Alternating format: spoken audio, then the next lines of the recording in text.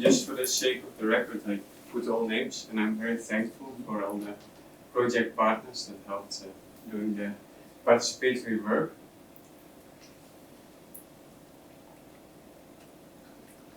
So in the participatory work that we conducted in all 11 case studies of Surefarm, we addressed basically all different processes that are considered in Surefarm. And then we also go through the different steps of the FOCIA Surefarm. So first we go from resilience of what all the way to the resilience capacities. And the reason why we perform a participatory impact assessment is because we would like to look at all the functions at once. Because if you look at only food production, for instance, and you don't take into account maybe the trade-offs that there are with natural resource management, then you don't have a complete overview. And the other reason that we wanted to do this participatory assessment is that we would like to see what are the perceptions of the different stakeholders in the different case studies. When it comes to the resilience capacities, we also distinguish robustness, adaptability, and transformability. And then when it comes to the resilience attributes, rather than allocating the attributes to different resilience capacities, we actually put it in as a research questions. How do the different resilience attributes contribute to the different resilience capacities? And again, this is also perceptions of stakeholders. So here again, business adaptability, transformability, just to give us a reminder. Just to tell, during the presentation I have some slides on methodology. I will skip them for time's sake, but then after the workshop, after the presentation, we will be able to look at them when necessary. And so I now will continue. So the participants that we invited were farmers, members of government, NGOs, members of industry. We had 6 to 26 participants per case study, and they were conducted from November 2018 until March 2019. And the format was a lot of individual forms, small group discussions and plenary discussions, and we used these individual forms to allow for comparability between case studies. But it was quite a tedious exercise also for the participants. So then we have the different case studies and the number of participants. I just put it in here to show that there's quite a diverse set of case studies, as was presented before, for instance, in the presentation of Isabel. Then at the start of the workshop, we asked participants to provide feedback on the farming system actors. One reason was to make our picture complete. The other reason was to actually bring the participants at the level of the farming system. So because all our questions were at farming system level and not at farm level. And we didn't test whether that worked, but this is, for instance, an example from the case study in Italy, the hazelnut farming system. Then we have the different functions. I put in red the abbreviations that we use for the different functions. So we have food production, bio-based resources, economic viability, quality of life, natural resources, biodiversity and habitats, attractiveness of the area, and animal health and welfare. So quickly move on to the results and explain them. So first we asked participants to indicate the importance of the different functions by dividing 100 points. So this was on individual forms. And what clearly came out for the arable systems is that food production and economic viability and also natural resources were among the most important functions. After that, we presented the participants a list with indicators that we thought would be representative for the functions, and the participants were able to give feedback on this list and could give updates where necessary. Then we asked them to individually assess the representativeness of these indicators and what their performance were. And based on these two scores, we actually calculated the performance at function level.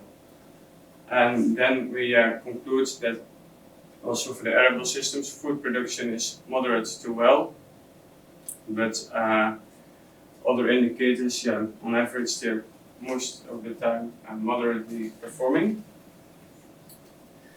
Then there's too many dots in one graph with 11 case studies, but the pattern of importance is still the same. So there's a higher importance for food production, economic viability, and the natural resources. But then there's a few case studies that perform really low. It's the horticultural farming system in Poland, and it was the extensive livestock system in Spain.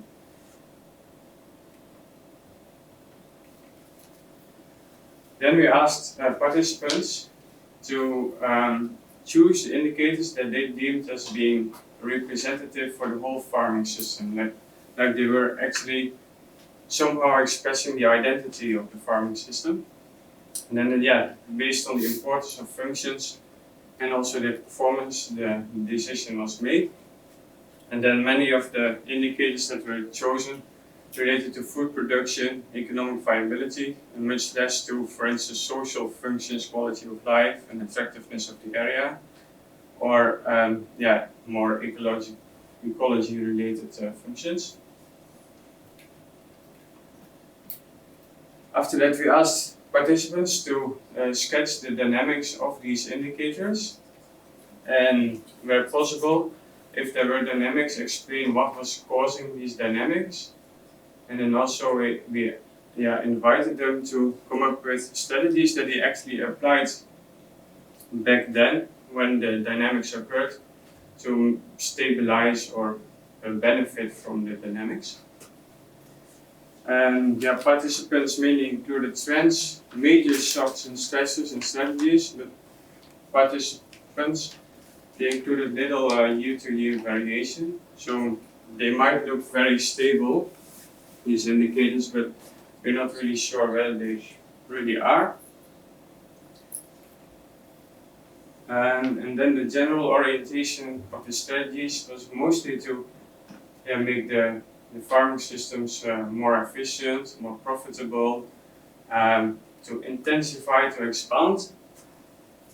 And then I have a short reflection on this, and I think that maybe because farmers focus on the economic viability and also on the profitability, that they look a bit more at the faster processes in the system rather than, for instance, slower process about soil quality and biodiversity, the development of those.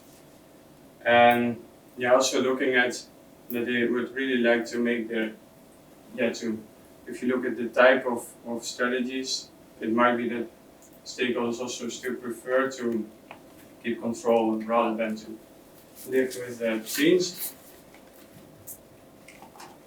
Then we have a third part in which we asked for each strategy what was the implementation level, and then in the next step we asked what is the contribution to each of the three resilience capacities.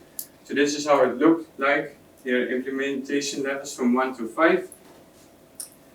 And then this is how it looks like when you look at the contribution to the different resilience capacities. Just to give you an impression, I will just continue now to the resilience attributes, because I think that's quite interesting that across case studies, again, it's too many bars in one graph, so I don't want you to look at the individual bars, but just close your eyes a little bit and then see then with me that actually the implementation of, or the present level of presence of the resilience attributes that are related to profitability, diversity, and the implementation of policies, that they are not so present.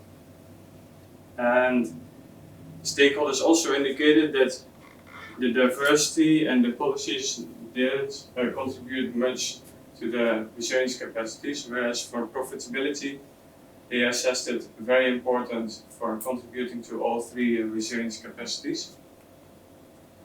Then attributes that were more present in the system according to the stakeholders was that the agricultural practices were coupled with local and natural capital, the spatial heterogeneity of farm types in the landscape, social self-organization, and infrastructure for innovation.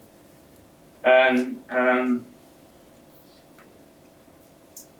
this attribute, coupling with natural and local production capital, it was seen the participants perceived it as contributing to adaptability and robustness, not so much transformation. But there was one that was, according to stakeholders, contributing to transformability, and it was the infrastructure for innovation. But for the rest, we couldn't really find attributes that would contribute to transformation according to the view of the stakeholders. So I found that quite an interesting outcome. Even these diverse policies that are supposed to contribute to all three resilience capacities were not de facto contributing to transformability in the eyes of stakeholders.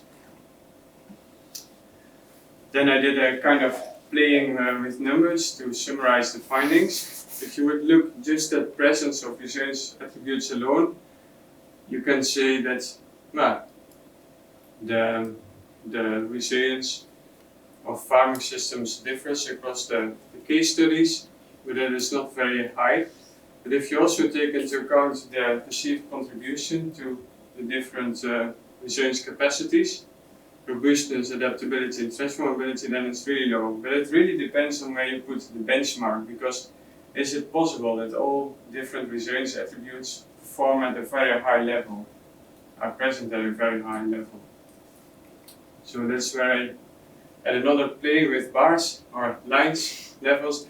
So I assume that if all attributes were perfectly well present and would perfectly contribute to all resilience capacities, then the bars would go up to the level of 3. But actually, if you think about interaction between resilience attributes, maybe competition over resources, so where you change between self-organization or where you choose for innovation structures.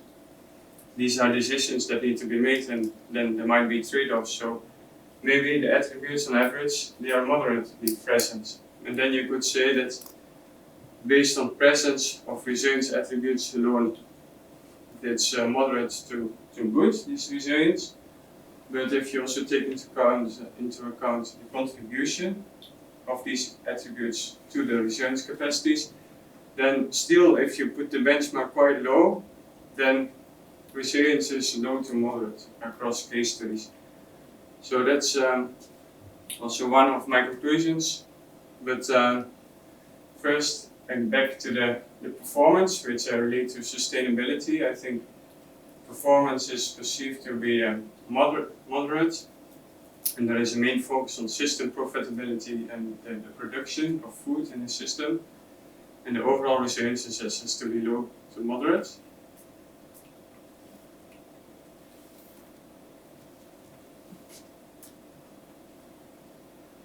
And then strategies and attributes generally have most positive effects on robustness and least on transformability. It's a common finding across different activities in Surefarm. And then I have some concluding questions, because I'm still working on that. What could be the strategies and attributes for increasing the transformability of the system? And another question is, where to put the benchmark? What is a really resilient system? If you start this bottom up, I don't know why it is bottom up, but from the framework is bottom up, you start with the resilience attributes and you want to go to this resilience capacities. So if you want to make these reductions, what is then the benchmark for a resilient system? Is it all attributes being moderately present, or is it should all attributes be highly present, or is it also possible that farming systems can choose a subset of attributes that they will increase a lot and the others they discard a bit? So, thank you. Great, thank you very much.